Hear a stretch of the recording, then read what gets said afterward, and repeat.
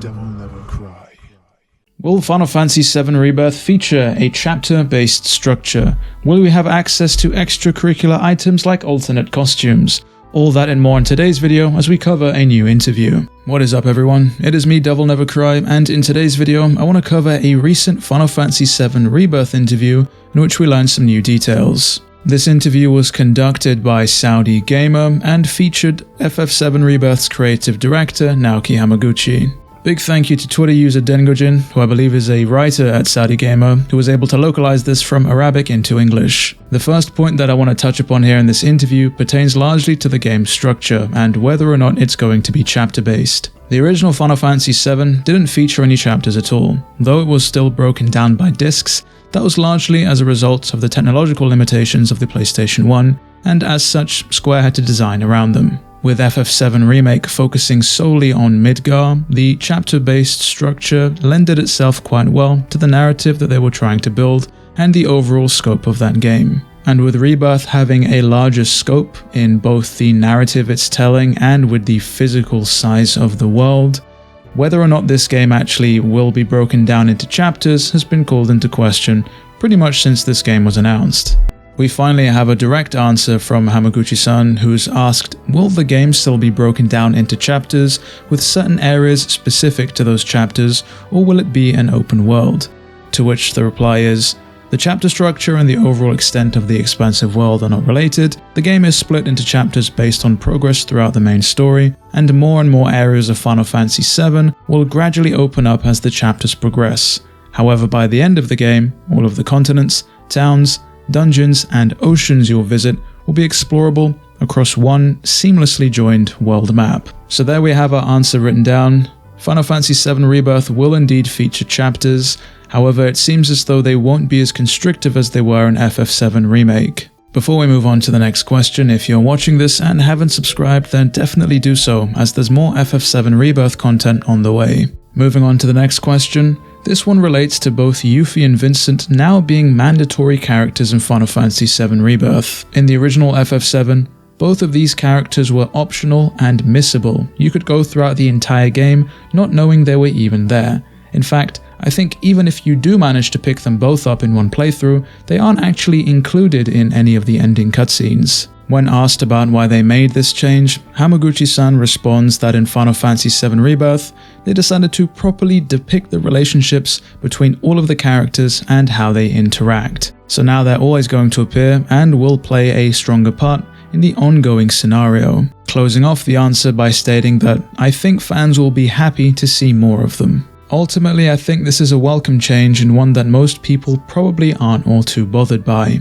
If you think about it, it wouldn't make any sense whatsoever for them to spend so much time and resources creating and crafting these characters alongside creating these scenarios where they interact with the rest of the main mandatory party, only to have them entirely missable to the point where nobody could even know they existed despite playing through the entirety of the game. With the amount of budget attributed to AAA games, it would make sense that they want players to experience as much of it as they possibly can. Pressing ahead and reading through this interview, another one of Hamaguchi-san's answers caught my eye. When asked what were the main lessons that you learned from making FF7 Remake and how did they influence Rebirth, Hamaguchi-san states that though FF7 Remake was received extremely positively, there was definitely some sort of impression that players were just following along with the story and didn't necessarily have any sense of player agency. And so when it came to the creation of FF7 Rebirth, the freedom of choice was one of their focal points, allowing the player to choose what order they want to tackle things in, whilst also having a wide variety of side elements and story content included outside of the main narrative. He then goes on one step further to state that if players want to, they can ignore the main story completely and continue playing through the side content if that is their choice. Ever since the inception of FF7 Remake, the dev team have stressed that the core concept behind the trilogy of this remake project is nostalgic but new, in a sense that this is the FF7 that we all know and love, but with a fresh spin on the story, which is exactly why those who are familiar with FF7 can play through Remake and be entirely surprised as to the chain of events and how they unfold, whilst also knowing the general gist of where the story is going to take us. I think this whole idea of nostalgic but new ties in quite well with this freedom of choice aspect that they're talking about here in FF7 Rebirth. I won't be surprised if at one point we'll have several different pieces of the main quest that we can go and tackle in whatever order that we wish to. Or perhaps we'll end up seeing late game places much sooner than we expect, or even vice versa. Maybe we'll end up going to Rocket Town before we get to Mount Coral, or somehow end up at the Gold Saucer before we even get to Calm. It may not make much sense from a narrative perspective, but they can rewrite the entire structure of the game if they wish to. The last part of this interview that I want to touch upon has to do with whether or not we'll gain access to alternative outfits in Final Fantasy VII Rebirth. In FF7 Remake, you are able to make use of different outfits, albeit for only a limited time, but Hamaguchi-san confirms that in Final Fantasy VII Rebirth, there are playable scenes in the main story where you can wear different costumes than in the original.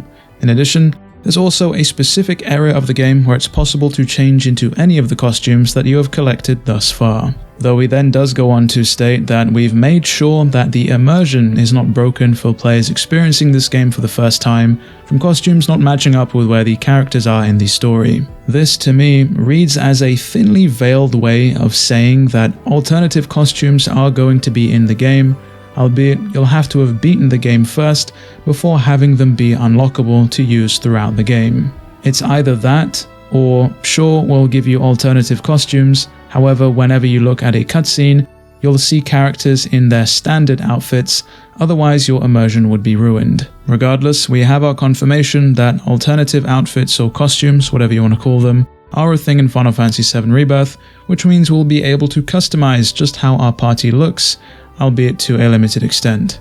Overall, I have to say that this is a pretty positive interview. Every time they talk about the scope of this game and the explorability of the world, I can't help but feel excited and eager to dive in and see what secrets that I can find. Part of me is also curious to see just how accurately they've managed to replicate some locations from the original Final Fantasy VII. But that about wraps it up for everything that I wanted to cover in today's video. If you want to read the interview in its entirety, I'll leave a link to it down in the description below. Let me know your thoughts down in the comments. Are you excited hearing more about this freedom of choice and having alternate outfits? Or does the concept of having the game limited to chapters have you somewhat concerned? With all that said and done, it has been me, DevilNeverCry. I'd like to thank all of you for watching, and as always, I'll see you all next video.